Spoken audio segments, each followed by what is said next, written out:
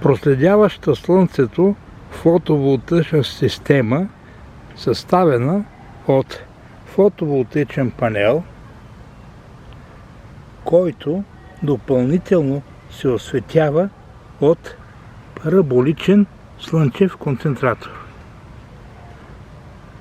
С това се усилва фотоелектричната генерация от фотоволтаичния панел на ниска цена.